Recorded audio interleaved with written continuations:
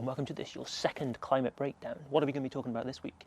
Well, it's the European Union's negotiations about the climate law, which will be happening in the first part of this year. Now, I'm going to be telling you one thing that you need to be looking out for and the other things that you can just forget about. And here it is. It isn't the overall emissions cut target for 2030. It isn't whether or not it should be a net or an absolute target. It is the setting up of an independent climate council that members of the European Parliament want to push through into the legislation. And I'll tell you why that's important. They aren't going to be able to convince the Commission and Council to go up from their 55% target because the highest level, the UCO of all the Prime Ministers and Presidents, have signed up on 55%, and the European Commission has made it perfectly clear it's crunched the numbers and it's done. It would take a huge political decision for it to open up the impact assessment and for it to run, for example, 60% by 2030. So you can forget about that.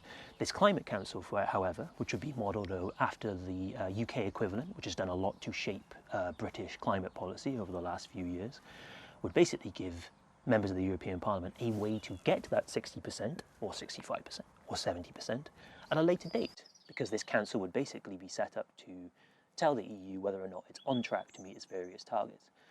So that's what you need to be looking out for, because the other targets are not going to be touched. It's going to be left alone, because this is where the real meat of the detail comes in.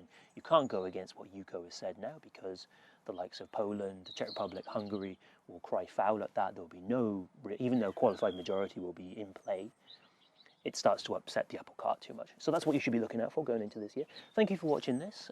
Tune in again, retweet this, subscribe on YouTube, share it to your friends, tell me if you're enjoying this or not. And I'll bring you more from Climate Corner very soon. Ciao for now.